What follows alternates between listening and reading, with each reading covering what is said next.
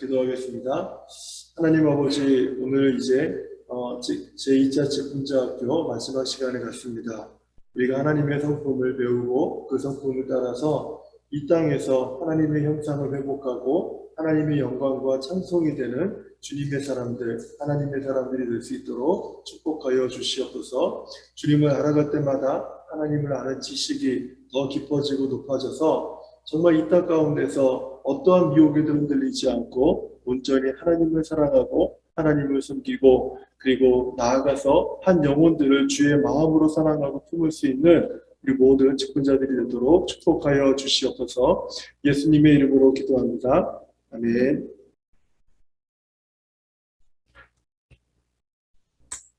네, 오늘 2차 직분자학교 마지막 날인데요. 우리 지난주에 하나님의 속성에 대한 부분들을 우리가 나누고 있었었는데 전체적으로 한번 다시 보면은 우리가 하나님에 관한 믿음의 핵심에서 파트 A, 하나님의 존재와 초월적 속성이라고 하는 주제로 저희가 이제 말씀을 좀 보았고요. 초월적 속성이 다른 말로 하면 어떤 말이라고 했죠? 비공유적 속성이다, 이렇게 말씀을 드렸어요. 그리고 이제 파트 B에서는 하나님의 공유적 속성과 우리의 삶이라고 해서 하나님께서 가지고 계신 속성을 우리와 공유하시고 계신 것은 어떤 것인가. 그래서 우리가 6가지를 우리가 함께 보았죠. 하나님은 거룩하시다, 하나님은 선하시다, 하나님은 사랑이시다, 그리고 하나님은 긍휼하시다, 하나님은 공의로우시다, 하나님은 신실하시다. 이렇게 6가지가 있었는데 오늘은 53페이지 하나님은 긍휼하시다, 여기서부터 이제 시작하도록 하겠습니다. 지난주에 우리 하나님은 사랑이시다까지 우리가 말씀을 잠깐 나누었는데요. 오늘은 하나님은 긍휼하시다 또는 자비하시다 라는 부분에서부터 우리 같이 좀 말씀을 보도록 할게요. 성경에 보면은 하나님은 긍휼이 많으시다, 그리고 은혜로우시다, 노하기를 더디하신다, 이런 표현이 자주 나옵니다.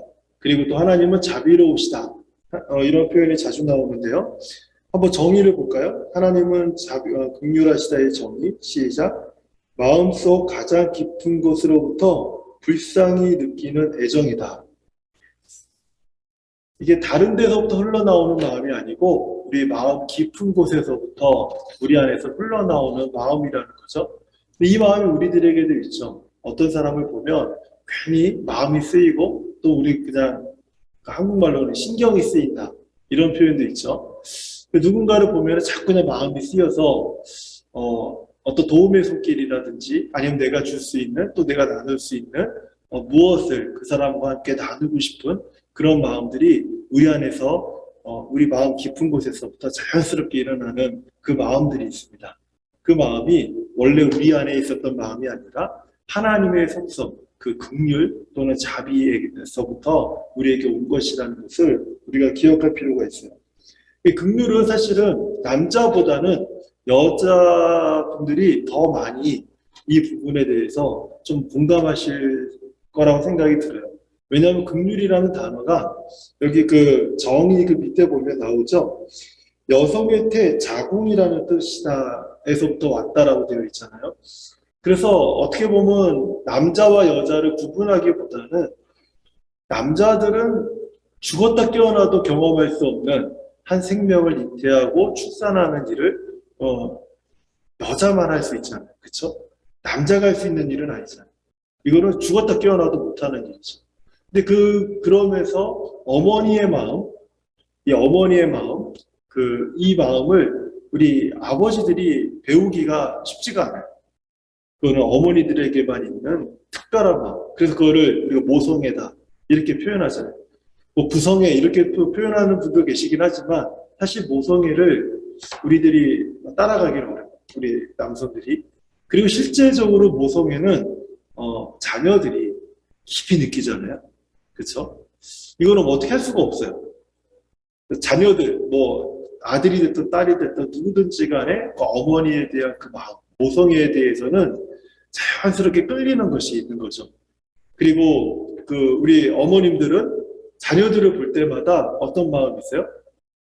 이 자비와 긍휼이 아주 충만한 거예요. 그래서 한국말에 참 좋은 말이 있는데 자식을 이기는 부모 없다. 이 불가능한 거죠. 불가능. 그게 어디서부터 오는 거예요? 이 자비, 긍휼이라고 하는 이 마음에서부터 하나님의 속성으로부터 우리들에게 주어진 것이다라는 거예요.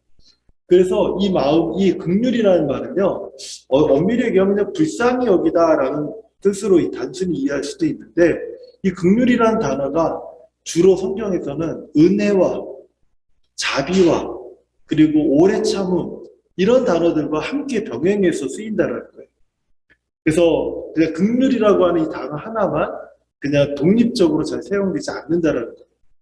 그래서 자비는 또는 긍휼은 은혜는 노하기를 더디함은 오래 참음은 뭐 이런 것들이 다 같이 병행어로 쓰이면서 이 긍휼이라고 하는 단어를 좀 더 많이 우리들에게 그 추가적으로 또는 어떤 다른 의미들을 더해서 이렇게 계속해서 설명해 주고 있다는 거죠. 그럼 하나님의 긍휼의 특성, 우리들이 그냥 기본적으로 느끼는 마음들이 그렇다면 정말 하나님의 속성 중에 긍휼이라고 하는 이 특성은 무엇인가 우리가 한번 좀 보도록 할게요. 그 하나님의 긍휼의 특성은요, 그 54페이지에 보면 A, 우리가 받아 마땅한 것을 억제하신다라는 건데 그 앞에다가 이렇게 쓰시면 좋을 것 같아요. 죄로 말미암아 우리가 받아 마땅한 것을 억제하신다. 그러니까 죄로 말미암아서 우리들이 받아야 될 형벌들, 징계 이런 것들을 마땅히 우리가 받아야 되는데 그것을 하나님께서 억제하신다. 또는 오래 참으신다. 인내하신다. 라고 하는 거죠. 그리고 이 마음 때문에요. 하나님이 우리를 용서하신다. 용서하신다. 그 밑에 보면요. 긍휼은 하나님께서 이스라엘이 그 죄에서 돌이켜 하나님께 돌아왔을 때 용서하시는 은혜를 말하고 있다. 참 놀랍게도 그렇게 패역하고 그렇게 하나님을 등지고 그리고 하나님을 떠났던 이스라엘 백성이라 할지라도 하나님께서 끊임없이 선지자들을 통해서 말씀하세요. 너희는 돌아오라. 여호와께로 돌아오라. 이렇게 말씀하시는데 그때 백성들이 탁 돌아오잖아요. 그럼 그렇게 진노하시는 하나님의 그 진노가 싹 눈 녹듯이 싹 녹고 그들을 바로 받아주신다는 거예요. 놀랍죠? 그게 바로 하나님의 긍휼에서부터 비롯됐다라는 거죠.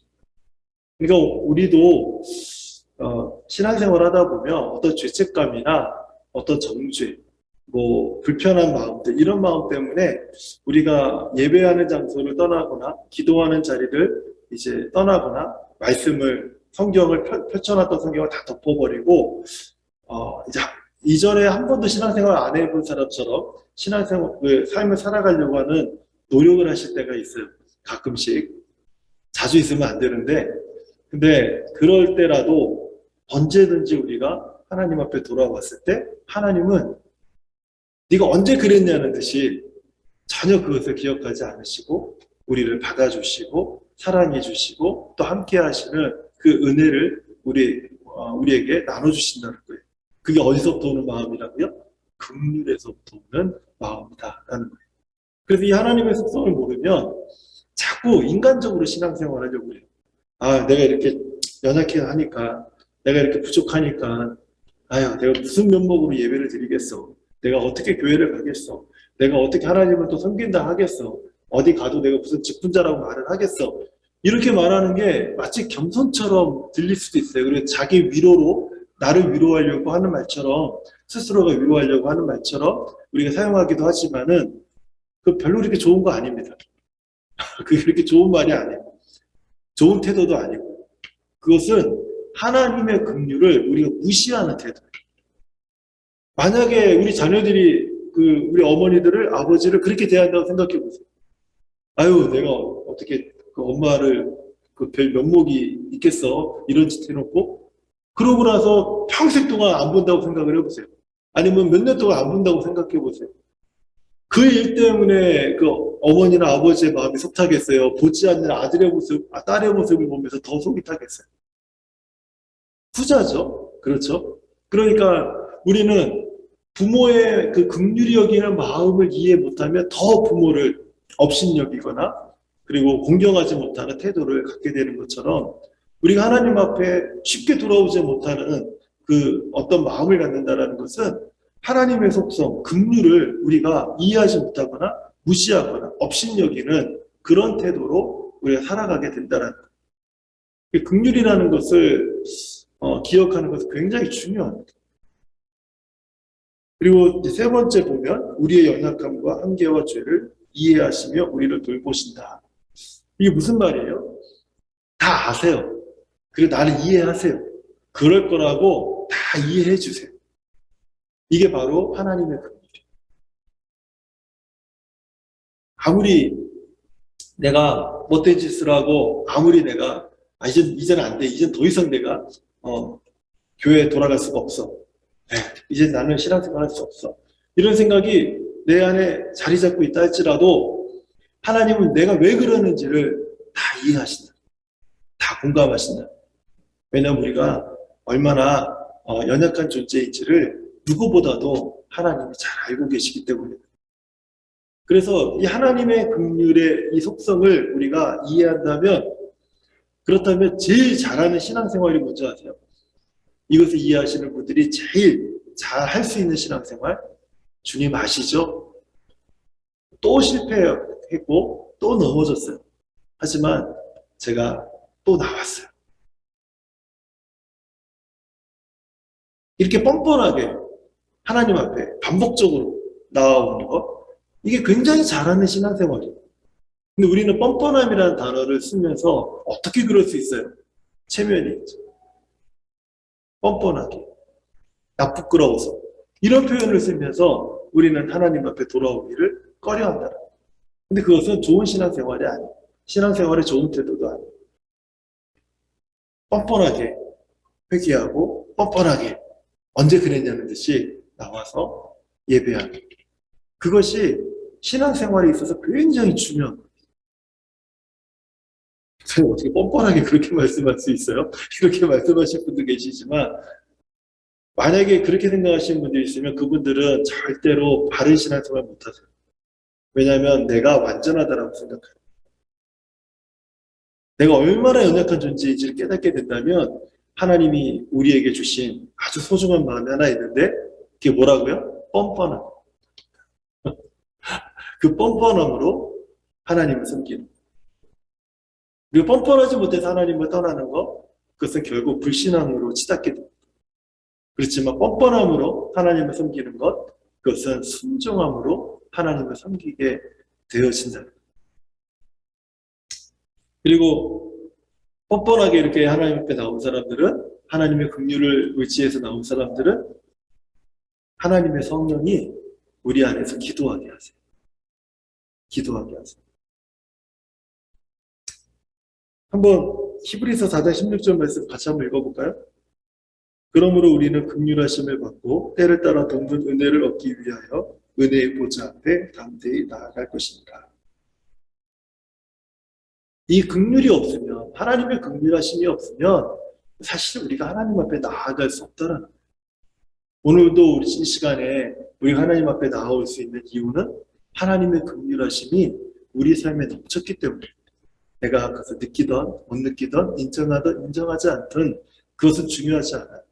하나님의 긍휼히 여기심이 날마다 내 삶 가운데 흘러넘치기 때문에 우리가 아우 힘들어, 아우 귀찮아.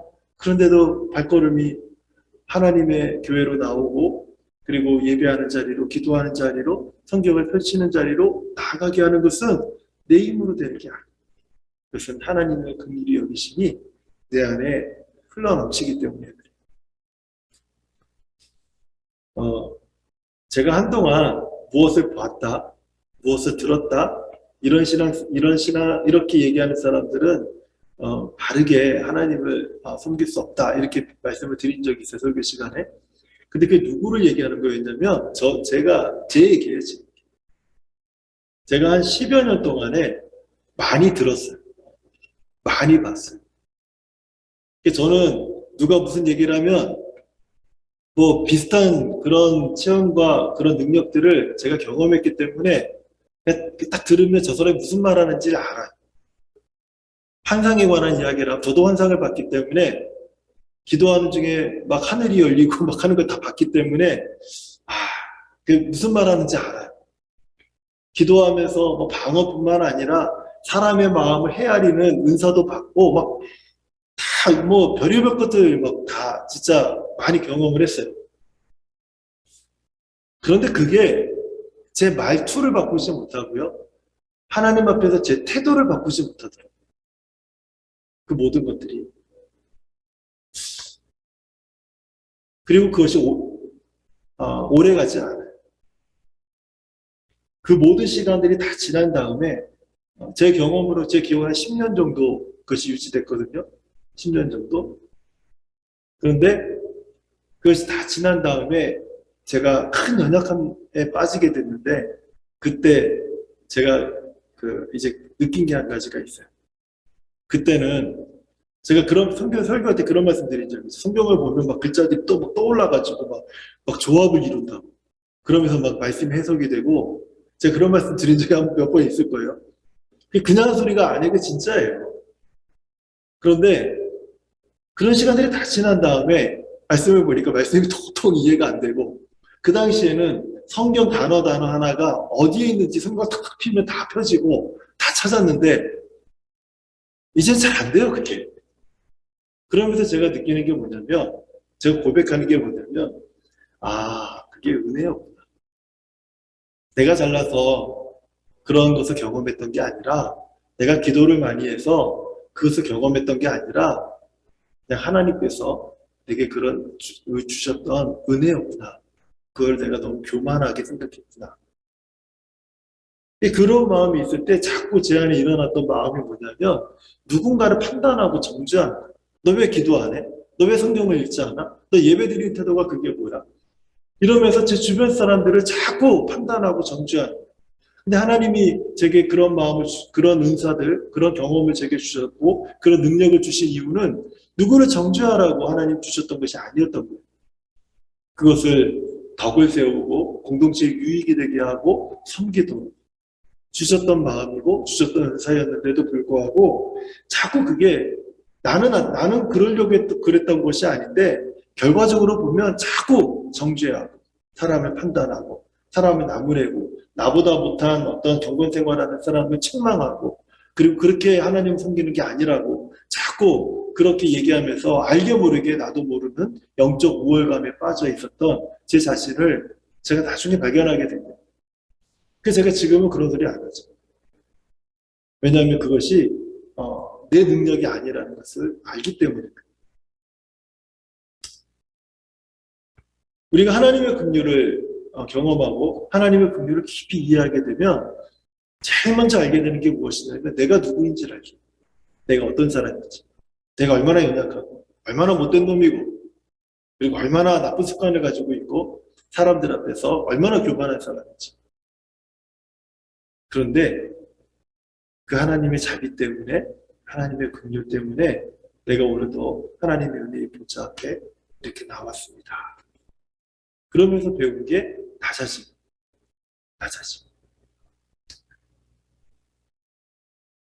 우리가 하나님의 긍휼을 우리가 깨닫게 된다면 우리의 삶은 어떻게 되어야 될까요? 그것이 하나님을 전 앞에다 이 말을 붙였으면 좋겠어요. 바르게 섬기도록 동기부여를 준다.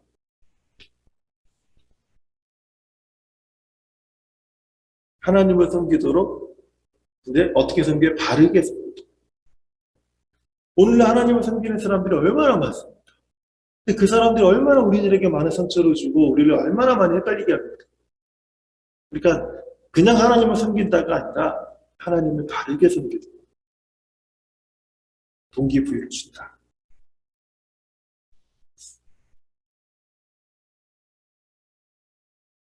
참 이게 중요한 말이고 의미 있는 말인 것 같아요. 저는 상당히 이 말을, 이 골든 스미스의 이 사람의 말을 상당히 공감하는데요. 같이 한번 읽어볼까요?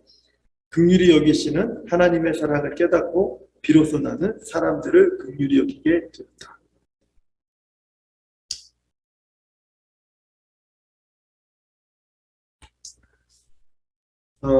하나님을 찬양하며 감사하게 한다. 어떤 순간에도 하나님을 찬양하고 하나님께 감사하게 한다. 우리가 하나님의 긍휼을 알게 되는 순간, 그리고 그것을 깊이 깨닫는 순간, 그리고 다른 사람을 긍휼히 여기게 한다. 다른 사람을 긍휼히 여기게 한다. 제가 저도 모르는 하나의 어떤 돌발 행동을 가끔씩 하더라고요. 제가 이제 최근 들어서 언제부터 그런가 하면 이제 아이들 엄마를 보내고 난 이후부터 제 안에 이상한 돌발 행동이 나타나더라고요. 그게 뭐냐면 내 주변에 누가 아프다 그러면 저도 모르게 그냥 가까이 가요. 그게 남자든 여자든 상관없이 그냥 가까이 가요. 그리고 뭐라도 막 해야겠다라는 이상한 돌발 행동이 막 일어나요. 아프다 그러면. 그게 그냥 남의 일 같이 여겨지지가 않은 거예요. 그래서 내가 이러다 오해를 받겠다 하는 생각이 들 때도 있어요. 저 스스로도. 그런데 이 돌발 행동이 멈춰지질 않아요. 누가 됐든지 간에 그게 어떤 뭐 아저씨가 됐든 아줌마가 됐든 애들이 됐든 누가 됐든 간에 전혀 상관없이 아프다 그러면은 전혀 모르는 사람도 괜히 그 사람과 함께 있으려고 하고 이상한 그런 돌발 행동을 해요. 그래서 그 사람들이 보면은 이거 충분히 오해할 만하겠다 라는 생각이 들 정도로. 근데 그 이유가 무엇인가 하면 아픈 사람의 마음을 너무 긴 시간 동안, 그리고 오랜 하루 24시간 기준으로 했을 때 오랜 시간 동안 그 한 사람을 간호하고 돌보는 그 순간을 통해서 그게 얼마나 아픈 사람이 얼마나 아프고 돌보는 사람이 얼마나 필요한지를 너무 절실하게 깨달았기 때문이라고 저는 생각이 들어요. 우리가 하나님의 긍휼을 깊이 우리가 경험하고 느끼게 되는 순간 우리 안에서 없어지는 하나의 단어가 하나 생길 거예요. 그건 뭐냐면 정죄라고 하는 단어가 사라질 거예요. 깊이 하나님의 긍휼을 내가 경험하고 있습니다. 정죄는 판단과 연결되어 있습니다. 다른 사람을 판단하는, 옳고 그름을 규명하는 일과 판단은 다른 것입니다. 옳고 그름을 판단하고 규정하는 것과 남을 판단하는 것, 이건 좀 다른 거예요. 다른 사람을 긍휼하게 여기게 된다면 누구의 마음으로요? 내가 기준이 아니라 하나님의 기준으로. 그리고 하나님의 자녀의 정체성을 보여준다. 한번 읽어볼게요. 우리 골로새서 3장 12절 말씀. 그러므로 너희는 하나님이 택하사 거룩하고 사랑받는 자처럼 긍휼과 자비와 겸손과 온유와 오래 참음으로 옷 입고.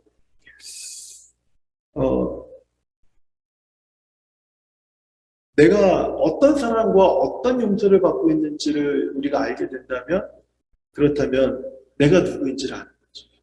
내가 누구인지.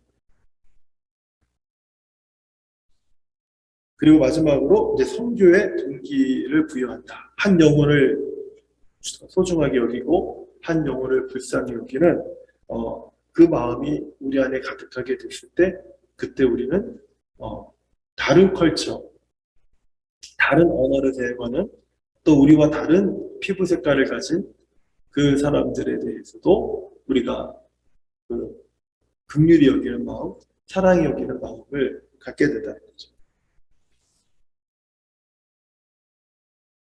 우리 성도님들이 유심히 보셨는지 모르겠지만, 저희 교회에 핵심 가치가 있어요. 핵심 가치가 있는데, 근데 처음이 뭐냐면 예배예요. 처음이 예배. 두 번째가 뭐냐면 소통에 관한 것입니다. 소통에 관한 것. 그리고 이제 또 하나가 있다면 다음 세대를 양육합니다. 네, 다음 세대. 그리고 또 하나가 뭐냐면 선교에 관한 것입니다. 선교적인 교회에 대한 것. 그런데 선교에 관해서는 제가 저희 교회 와서 한 번도 언급한 적이 없어요. 그것에 관심이 없어서가 아니라 지금 저희가 지금 계속해서 또 정진하면서 가고 있는 것은 예배. 처음에 왔을 때 가장 소중하게 얘기했던 예배. 그리고 성도 간의 교제. 뭐 이제 뭐 또 하나 말씀드리자면 이웃과 관련된 이웃 사랑에 대한 부분인데 성도 간의 교제. 그리고 다음 세대의 신앙 그 양육을 위한 어떤 교육들. 이렇게 지금 세 가지의 한 5가지 정도가 있는데 세 가지에 지금 계속 그 매진을 하고 있는 중이죠. 근데 그것이 어느 정도 된다면 이웃들에 대한 어떤 마음, 시선을 돌리고 나아가서 이제 다른 컬처, 그 다른 언어, 그리고 다른 스킨 색깔을 가진 사람들을 향한 선교에 대한 이야기도 할 수 있게 되겠죠. 이 모든 것이 하나님의 긍휼이라고 하는 이 속성을 우리가 이해할 때 가능해진다라는 거예요. 한번 하나님의 긍휼, 자비로우심에 대한 교훈을 한번 읽어보겠습니다. 시작.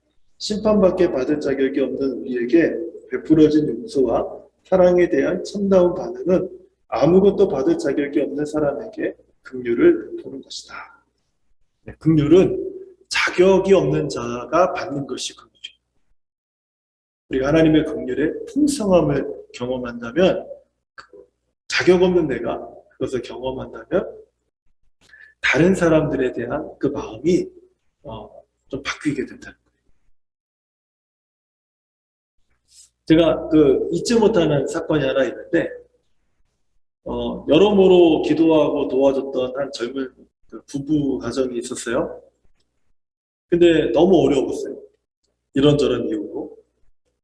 그래서 많은 뭐 할 수 있는 한 도움을 주려고 하고 함께하는 시간을 갖고 그리고 어린 아들이 또 있어서 또 돌봄도 필요하고 막 이런 시간들이 있었는데 근데 이제 그 가정에 결국 한국으로 돌아갈 수밖에 없는 그런 상황이 됐어요.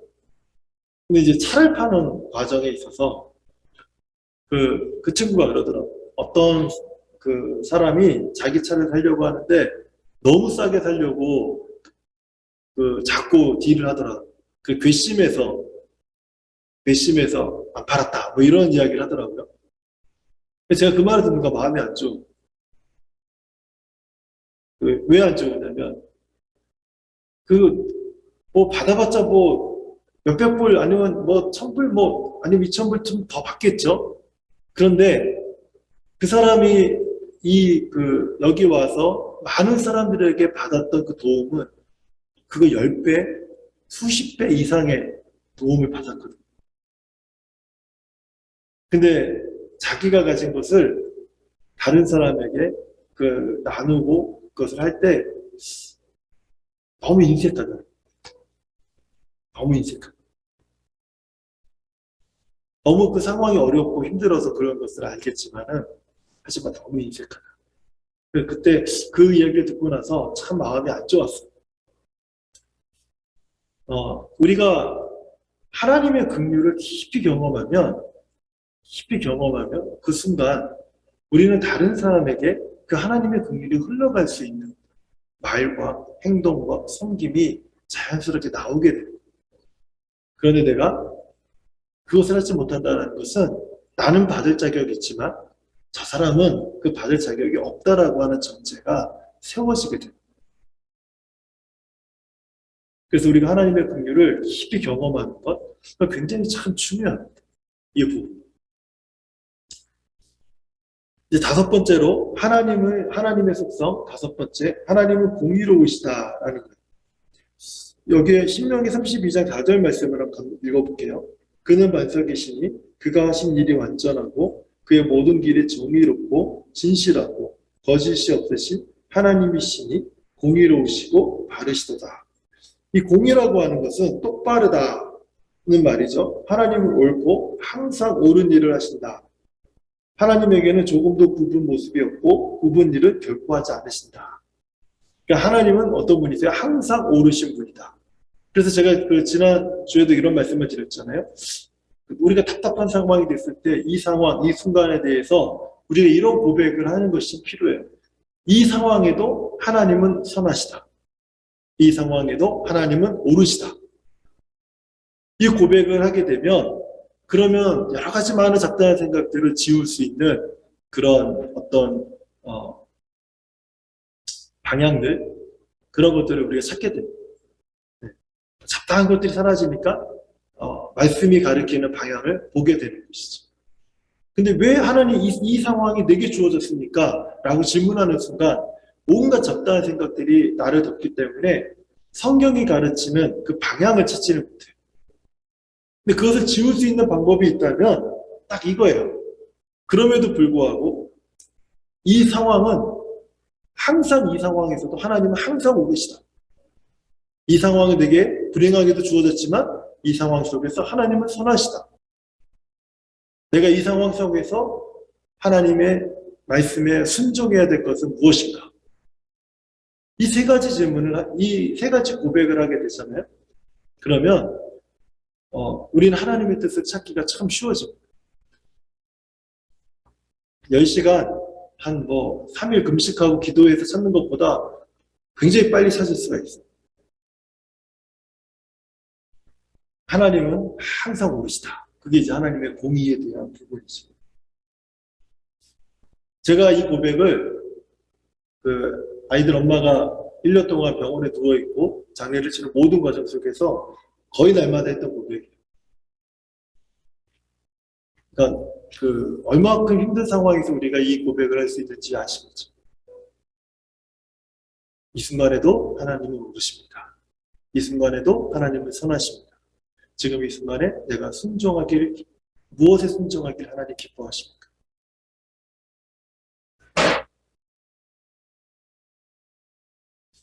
우리가 가장 힘들고 어려운 순간에 이 고백이, 이 세 가지 고백, 두 가지 고백, 한 가지 질문을 하게 되면, 그럼 하나님의 뜻을 찾기가 참 쉽습니다. 그래서 하나님은 오르시다. B, 하나님이 하시는 일은 항상 옳다. 그래서 하나님에게 뭐가 없어요? 불의가 없다. 하나님에게는 불의가 없다. 하나님께서 이러한 공의를 우리들에게 보여주시는 경로가 있는데요. 자연 질서를 통해서 하나님은 하나님의 공의를 보여주십니다. 이 자연 질서가 얼마만큼 올바르게 우리들 가운데서 운행되고 있는지를 통해서 하나님은 공의로우시다. 우리가 그래서 이런 말 잘하잖아요. 순리대로 물 흐르듯이 그렇게 하는 게 좋다.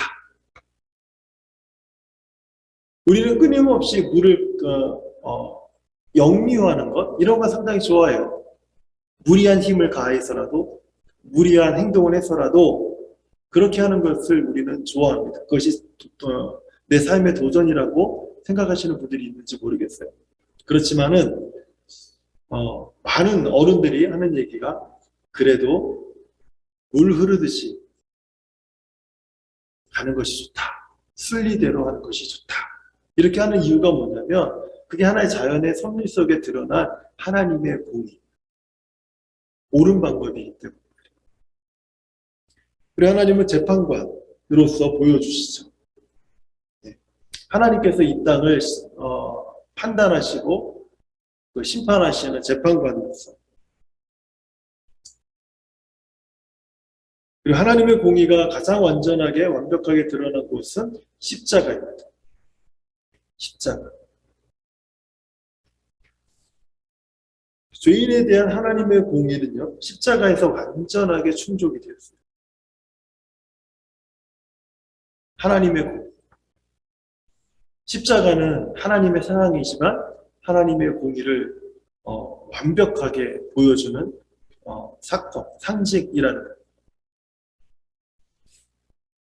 그래서 죄인된 우리가 예수 그리스도의 십자가를 바라보고 믿고 의지할 때, 그럴 때 그 죄가 용서받고 죄의 문제가 해결되고 완전한 구원을 우리가 받게 되는 것이죠. 이런 하나님의 공의와 우리의 삶은, 공의를 보면서 우리의 삶은 어떠해야 되는가?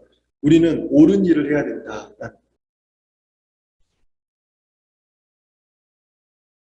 옳은 일을 해야 됩니다. 옳은 일을 하도록 강요하는 건 해야 됩니다. 이게 아니라 옳은 일을 해야 됩니다. 옳은 일을 하도록 강요하는 건 뭐예요? 내가 누군가를 시키는 거죠. 옳은 일을 해야 되는 건 누가 하는 겁니까? 내가 하는 것이죠. 내가. 그 복수를 하지 말아야 한다. 좀 부끄럽지만 저도 복수하고 싶은 사람이 있어요.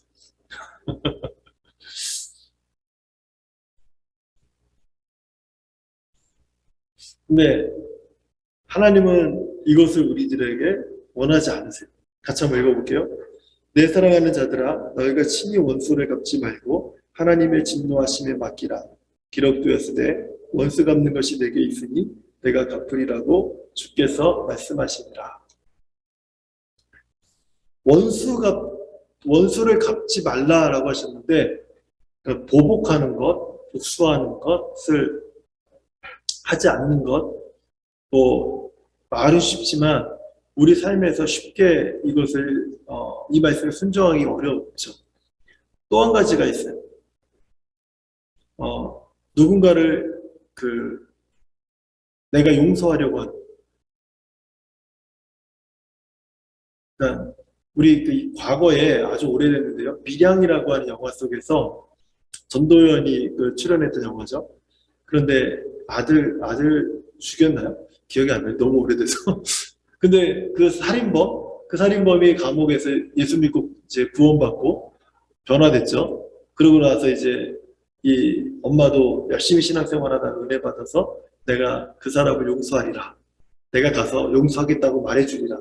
그래서 딱 이제 면회를 신청해서 딱 갔는데 많은 주변 사람들이 그러지 말라고 만류함에도 불구하고 자기 자신의 신앙을 뽐내려고 갔는데 그 살인범이 대뜸하는 얘기가 뭐예요? 자매님도 예수님을 믿으셨군요. 저도 여기서 예수님 믿고 구원받았습니다. 하나님이 나의 죄를 다 용서하셨습니다. 이 말 듣는 순간 피가 거꾸로 쏟았죠. 내가 용서하지 않는데 누가 당신을 용서하냐. 그게 이제 영화의 주된 내용이었는데 그것이 이제 그 당시 한국 교계에서 상당히 이슈가 됐어요. 그래서 많은 성경 공부 시간이나 설교에 그것이 인용이 되면서 이러할 때 우리는 이러한 용서를 우리는 어떻게 이해해야 되는가 하는 그런 주제로 많은 토론들과 얘기가 있었어요.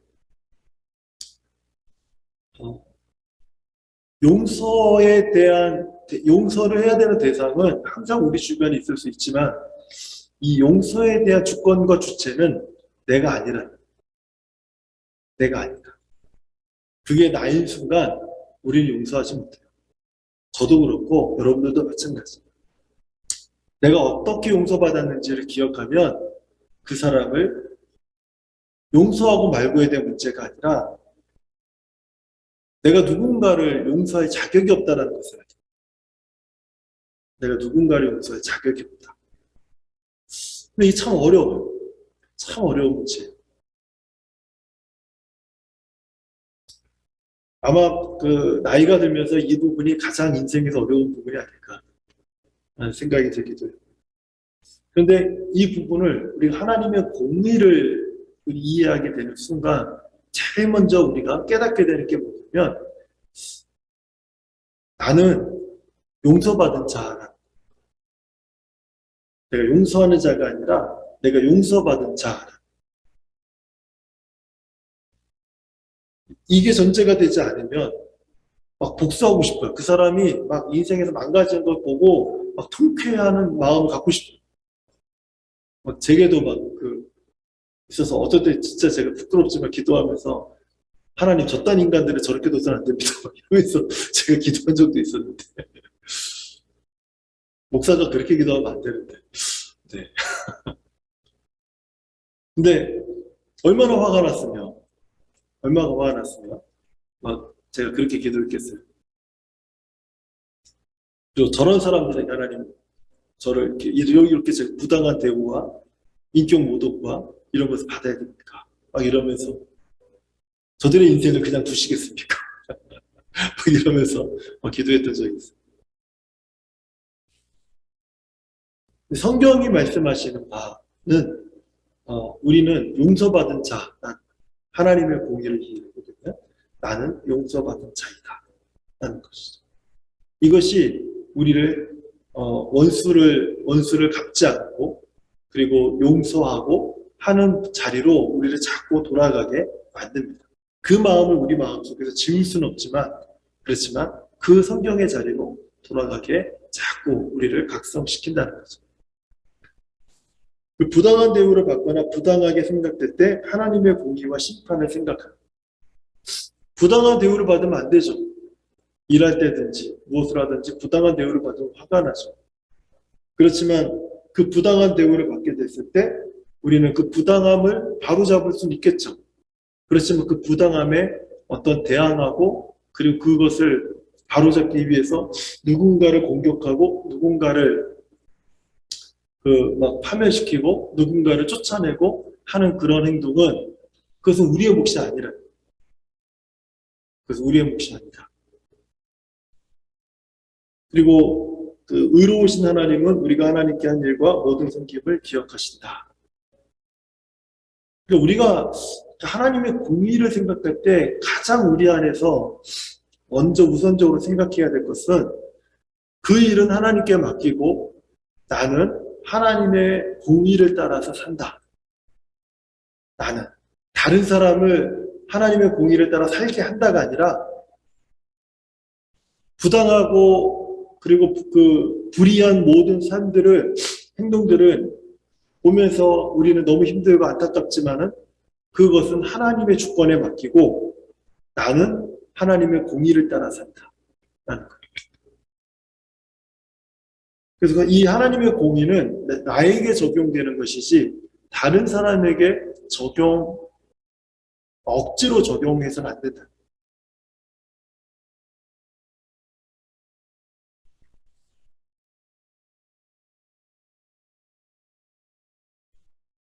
왜냐하면 의로우신 하나님은 우리가 하나님께 한 일과 모든 섬김을 기억하신다. 예, 바로 그거예요. 우리가 공의로우신 하나님을 따라 사는 것을 우리 하나님은 보고 기억하신다. 라는 것이죠. 교훈을 한번 볼까요? 시작. 하나님이 하시는 일은 완전하고 공평하고 의롭고 공명정대하시기 때문에 그분의 공의와 공의의 지우개로 우리 마음속에 있는 모든 불평과 불공평하다는 생각을 깨끗하게 지워야 합니다. 네. 하나님의 공의는 누군가의 부정을 판단하고 그것을 정죄하는 어떤 잣대가 되는 것이 아니라 하나님의 공의는 내 삶에 누군가가 자꾸 부당한 대우, 어떤 그 불의한 모습을 보였을 때 그것을 지우는 지우개로 사용하는 것이지 그것을 누군가를 판단하려고 하는 어떤 잣대로 사용되는 것이 아니다라는 그 잣대는 누가 사용하시냐면 하나님이 사용하시는 것이지 내가 사용하는 것이 아니다라는 거죠. 긍휼은 참 은혜로운데 공의는 참 불편하죠. 네, 마지막으로 하나님은 신실하시다. 네. 성경을 읽다 보면 이런 단어들이 참 많이 나와요. 그렇죠? 하나님의 인자, 그리고 신실함, 이런 단어들이 참 많이 나와요. 신명기 7장 9절 보면 그런즉 너는 알라 오직 내 하나님 여호와는 하나님이시요 신실하신 하나님이시다. 여기서 신실하다라는 말은 무엇일까요? 정의를 한번 볼게요. 신실하심은 하나님의 모든 말씀과 하시는 일이 언제나 그리고 영원토록 진실하고 믿을만하다. 그분은 변함없이 약속을 지키신다라는 거예요. 신실이라는 말은 성실하다라는 뜻이 아니에요. 믿을만하다. 영원토록 믿을만하다라는 뜻이 신실하다라는 뜻입니다. 그래서 저도 처음에는 신실이 성실인 줄 알았어요. 성실이 아니라 믿을만하다라는 뜻이라는 거예요. 이 하나님의 신실하심의 특성은 모든 세대에게 주신다. 네. 하나님의 신실함은 모든 세대에 주신다. 이 말이 뭐예요? 하나님의 신실하심, 그것은 영원하다라는 뜻이에요. 영원하다. 그리고 하나님의 신실하심은 변하지 않는다. 하나님은 회전하는 그림자조차 없다라고 야고보서에서 말씀하고 있는데 모든 빛 아래에 있는 물체가 회전하면 그림자는 변하죠. 그림자의 형태가. 그런데 하나님은 그것조차 변하지 않으신다라고 말씀하실 정도로 하나님은 변하지 않는다라는 거예요. 그리고 크시다. 하나님의 그 신실한 믿을 만한 것이 아주 크다라는 거예요. 뭐 조금 한두 번 그 믿을만 하다가 나중에는 뭐 그 의심되고 그런 것이 아니라 정말 하나님의 그 믿을 만한 그 하나님의 영역은 엄청나게 크다라는 거죠. 하나님의 신실하심을 보여주는 것은요, 창조를 통해서. 하나님께서 온 세상을 창조하셨을 때 하나님께서 정말 이 세상이 정말 믿을 만하게, 신뢰할 만하게 창조되었다.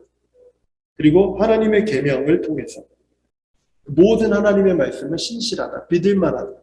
하나님의 말씀 성경은 신실하다, 믿을 만하다라는 거죠. 그리고 모든 백성들에게 하나님은 그 신실하심을 나타내셨어요. 미가서 7장 20절 말씀만 한번 읽어볼게요. 주께서 옛적에 우리 조상들에게 맹세하신 대로 야곱에게 성실을 베푸셨으며 아브라함에게 인애를 더하시리다. 네. 하나님께서 하나님의 백성들에게, 하나님의 사람들에게 그 신실하심을 하나님은 보여주신다. 그리고 우리가 주님을 믿고 따를 수가 있는 것이죠. 그리고 하나님의 계획을 통해서 그럼 하나님이 정말 믿을 만하신 분이다 라는 생각이 있다면 내 인생을 향한 하나님의 섭리, 하나님의 뜻, 계획이 참 믿을 만하다, 믿고 따를 만하다 라고 우리가 고백할 수가 있게 됩니다. 지금 좀 힘들죠? 어렵죠? 왜 이렇게 피곤하지? 그런데 그래도 이 순간 내가 이 모든 과정 속에서 나를 인도하시는 그 하나님을 믿을 만하다. 믿고 따라가보자. 그러면 우리가 그 힘든 순간들 속에서 주님을 크게 의지할 수 있게 되는 것이죠. 하나님의 신실하심을 그 아들을 통해서, 예수 그리스도를 통해서 보여주셨어요. 이게 무슨 뜻입니까? 하나님의 아들을 통해서 하나님이 우리를 사랑하시는 분, 우리를 향한 공의, 우리를 향한 긍휼, 우리의 인도하신 계획들 모든 것들을 가장 완벽하게 충분하게 보여주신 것이 하나님의 아들 예수 그리스도를 십자가에 우리를 위해서 내어주시고, 그래서 하나님이 정말 우리를 사랑하시는지, 정말 믿을 만하신지, 우리가 하나님 앞에 항변했을 때 이스라엘 백성들이 말라기에서 진짜 그렇게 항변을 했어요. 그랬을 때 하나님께서 그래? 그러면 내가 확실하게 보여줄게 라면서 하나님이 보여주실 증거가 아들 예수 그리스도를 십자가에 내어주신 거예요. 이 정도면 믿겠니? 이 정도면 내가 너희를 정말 사랑한다는 것을 믿겠니? 내가 그렇게 믿을 만하겠니? 라고 하면서 가장 큰 대가를 내어주신 것이 하나님의 아들 예수 그리스도였습니다. 그럼 이런 하나님의 신실하심을 따라 우리의 삶은 어떻게 되어야 될까요? 우리가 죄를 고백할 때 용서하시며 깨끗하게 하신다. 이걸 믿는 거예요. 그래서 아까 제가 뻔뻔함이라는 말 썼잖아요. 이 뻔뻔함이 여기서 나오는 거예요. 하나님은 받아주시고 용서하시고 사랑하시고 또 사랑하시고 그것이 영원하시다라는 거예요. 그걸 우리가 알기 때문에 뻔뻔하게 잘못해도 또 나와서 주님, 제가 이랬지만, 제가 이렇게 연약했지만 다시 주님을 찾습니다. 이렇게 고백할 때 하나님 받아주시고 또 받아주시고 용서하시고 또 용서하시고 사랑하시고 또 사랑하시고 복을 주시고 또 복을 주시고 이것이 영원토록 하나님이 우리를 향해서 행하신다라는 거예요. 우리가 시험 당할 때 도움을 주신다. 우리가 시험 당할 때.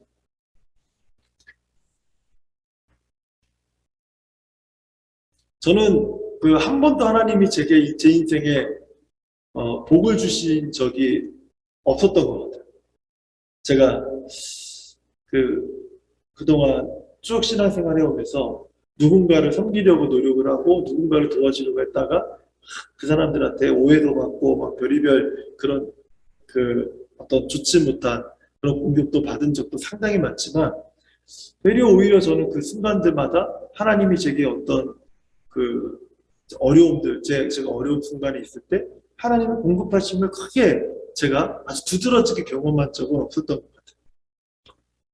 그래서 그때 이제 아내가 병원에 딱 누워있을 때 그때 처음으로 하나님 앞에 하나님 진짜 힘드네요.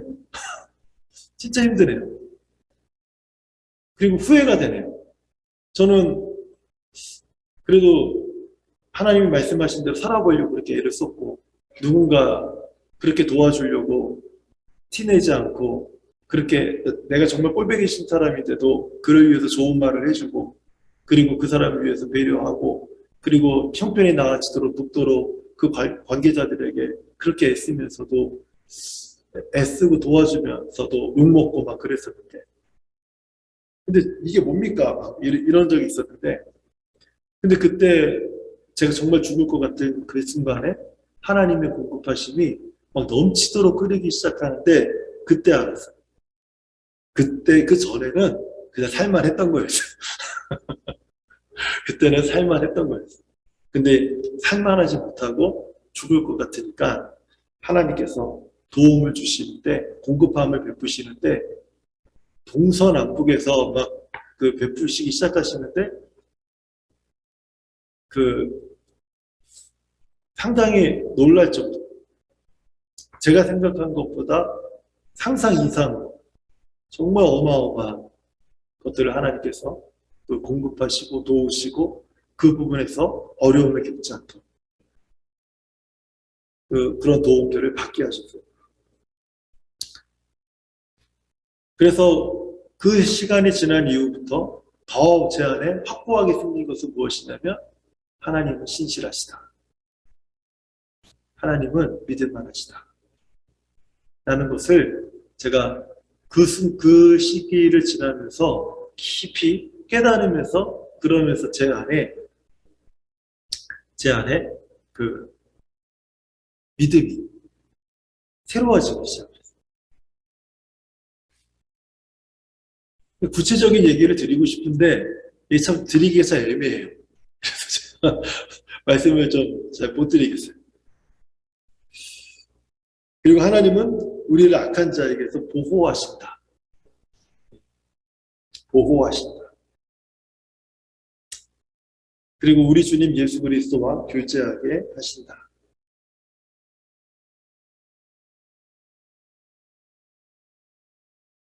그리고 우리를 미래에 안전하게 보존하신다. 성도들의 미래는요, 안전하게 보존되어 있어요. 그러면 목사님, 저 영혼은 확실하게 보장되는 겁니까? 그런 뜻이 아니에요. 하나님께서는 우리가 이 땅을 사는 동안에 늘 공급하시고 도와주시는 그 신실하신 하나님이시죠.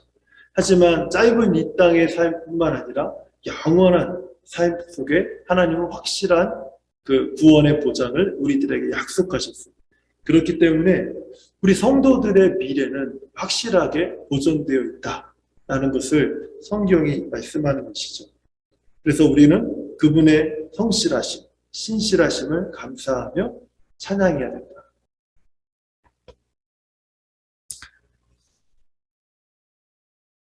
한번 교훈을 한번 읽어볼까요? 시작. 하나님의 신실하심은 우리의 변하는 상황과 환경과 감정과 생각과는 달리 항상 흔들림이 없고 변함이 없기 때문에 우리에게 소망을 주며 우리의 모든 문제를 맡길 수 있는 확신을 주신다. 네. 그러니까 신실하심을 우리가 하나님의 속성인 이 신실하심을 우리가 잘 이해하고 그것을 우리가 신뢰하게 되면 그러면 큰 흔들림이 없습니다. 우리 삶 속에서. 하나님의 속성, 이 공유적 속성 이 6가지를 우리 삶 속에서 우리가 신앙생활 하는데 우리가 잘 이해하고 그것들을 믿음으로 받아들일 수 있으면 그러면 여러 신앙생활의 많은 혼란스러운 문제들이 다 해결되는 경우가 많아요. 거의 웬만한 것들은 다 해결됩니다. 그런데 이것이 우리 안에서 의심이 들 때 우리는 신앙생활의 큰 혼란들이 우리 삶에 찾아오는 것을 경험하게 돼요. 그래서 이것을 아는 것이 굉장히 중요합니다. 굉장히 중요해요. 그리고 이것을 깨닫고 경험해가는 그분의 그 속성들을 경험해가는 것은 굉장히 중요한 일이에요. 마지막으로요, 하나님의 이름인데, 하나님의 이름의 용례, 구약성경, 하나님의 이름은 어떻게 사용되었는가? 구약성경에서 보면요, 하나님이라고 사용됐어요. 히브리어는 엘로힘이라고 하는 단어, 엘이라고 하는, 성경에 엘샤다이, 엘로힘, 이런 엘이라는 단어가 자체가 하나님이다. 우리나라 말로 하면 그런 뜻이고요. 그 로드라는 단어 있죠? 로드. 이 로드는 주라는 뜻입니다. 주. 히브리어는 아도나이. 그리고 여호와. 우리는 이제 순복음교회에서 처음으로 야훼라는 말을 많이 사용해서 이제 익숙해지기도 했는데, 그 여호와를 히브리어는 야훼라는 것이죠. 엘로힘은 전능하신 하나님. 그리고 아도나이는 그 주 대신, 주인 대신 하나님. 그 다음에 여호와는 야훼, 스스로 계신, 스스로 존재하신 하나님이라는 그런 뜻을 갖게 되어 있어요. 그럼 신약성경에서는요, 주라는 말이 큐리오스, 그러니까 주인님 할 때 사용되는 그 큐리오스라고 하는 헬라어 단어로 사용되고 있고요. 그리고 하나님은 네오스라는 단어로 사용하고 있어요. 이게 그 하나님의 이름을 사용하는 방법입니다. 그럼 하나님의 이름의 의미, 하나님의 이름 속에 하나님의 속성과 능력이 담겨져 있다는 것이죠. 한번 볼게요. 그분의 공급을 지칭한다. 여호와 이레. 여호와 이레 잘 아시죠? 우리를 위해 준비하셨다 하는 그런 뜻이죠. 그 다음에 두 번째로는 그분의 현존, 그분이 여기 계신다라는 것을 말하죠. 여호와 삼마, 거기 계시는 하나님. 여호와 삼마 그러면은 거기 계신 하나님이라는 그런 뜻이고, 여호와 샬롬은 평강을 주시는 하나님, 하나님의 평강을 주시는 하나님이라는 뜻이고, 그 야훼 엘리온이란 여호와라는 말은 하나님의 지위, 하나님은 어떤 분이신가, 스스로 계신 분이시다라는 것. 하나님의 지위, 하나님의 어떤 그 부분을 얘기할 때 우리는 그 여호와라는 그런 단어를 쓴다는 거예요. 그리고 그분의 완전함을 말할 때 여호와 치드케누, 공의로우신 하나님이라는 단어로 이렇게 사용되기도 해요. 여호와 치드케누, 이것은 좀 생소하실 거예요. 네. 여기 그 예레미야 23장 6절을 보면 그의 날에 유다는 구원을 받겠고 이스라엘은 평안히 살 것이며 그의 이름은 여호와 우리의 공이라 일컬음을 받으리라. 치드케누라는 이 말로 통해서 이렇게 구원을 주시고 평안을 주신 그 하나님은 어떤 분이세요? 여호와 치드케누, 우리의 공의가 되신다라는 것이죠. 그리고 하나님은 그 하나님의 거룩함을 이야기할 때 여호와 카데시라고 하는 이런 이름을 사용합니다. 네.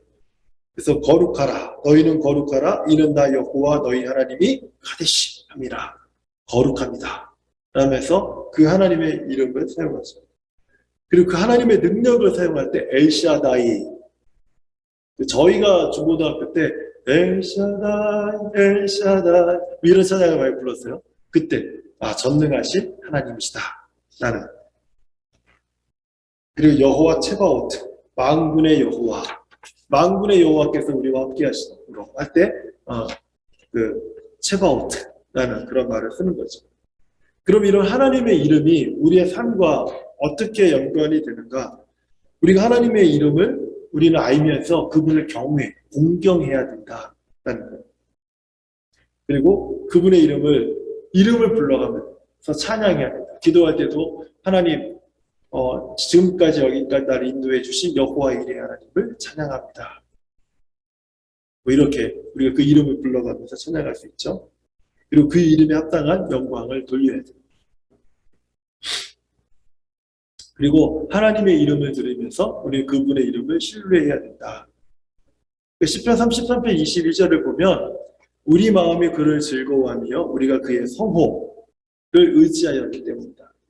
하나님의 이름을 우리가 신앙생활하면서 오늘 다 뭐 외울 수는 없겠죠. 그렇지만 여기 책에 나와 있는 것들을 한 번씩 보면서 그의 이름을 보면서 우리가 하나님의 이름이 어떠한 것을 보시면서 하나님께서 이런 분이시구나 라는 것을 알고 의지하는 그런 어떤 또 신뢰하는 그런 모습을 가질 수 있는 거예요. 그리고 어떤 힘들고 어렵고 어떤 필요가 있을 때 그분의 이름을 부르면서 우리가 하나님을 의지할 수 있다는 것이죠. 한번 교훈을 한번 읽어볼까요? 우리는 하나님의 이름에 합당하게 삶으로 하나님께 영광을 돌리며 그분의 존귀하신 이름에 손상을 주는 어떤 일도 삼가해야 한다. 네. 자녀들이 부모의 이름을 존귀하게 만들 때는 언제입니까? 자녀들이 잘 커주는 거. 그렇죠? 잘 클 때 그 부모가 자랑스러워지죠. 그리고 부모가 높아지죠. 마찬가지로 성도들이 성도에 합당한 삶을 살 때 하나님의 이름이 영광을 받게 되는 거예요. 여기 밑에 보면 요약을 보시면요. 하나님의 거룩은 우리로 하여금 무엇을 거부해요? 죄를 거부하게 하고, 하나님의 선함은 우리의 모든 것을 선으로 바꾸시는 그분을 보게 하는 것입니다. 하나님의 사랑은요, 우리에게 구체적으로 사랑을 실천하도록 요구하시고, 하나님의 긍휼은요, 우리에게 자격 없는 사람에게 긍휼을 베풀게 동기를 준다. 하나님의 공의는 우리 마음속에서 불공평한 생각을 지우게 한다. 그리고 하나님의 신실함은 우리에게 약속을 지키시는 그분을 신뢰하게 한다라는 거예요. 그 다음 페이지에 보시면 하나님의 이름이 쭉 나와 있어요. 여기 기록이 되어 있고 성경 구절도 있고 의미도 다 있습니다. 한번 보시면 좋을 것 같고요. 64페이지에 보시면 마지막으로 무엇이 나오냐면 적용 부분이 나와요. 거기에 우리는 이제 하나님의 그 속성, 초월적 속성, 그 다음에 공의적 속성을 우리가 보면서 우리가 무엇을 적용할 것인가? 하나님을 매일 찬양하라. 하나님을 매일 찬양하라. 믿음으로 그분에게 간절히 나아가라. 믿음으로 기도하라. 라는 것이죠. 그리고 빛 가운데서 순결한 삶을 추구하라. 그리고 네 번째 마지막으로 다른 사람의 필요를 기꺼이 채우라.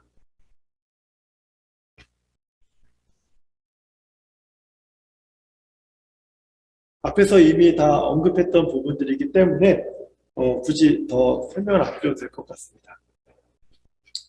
이렇게 해서 우리 하나님에 관한 믿음의 핵심 우리 두 번째 직분자 교통에서 이렇게 마치게 되었습니다.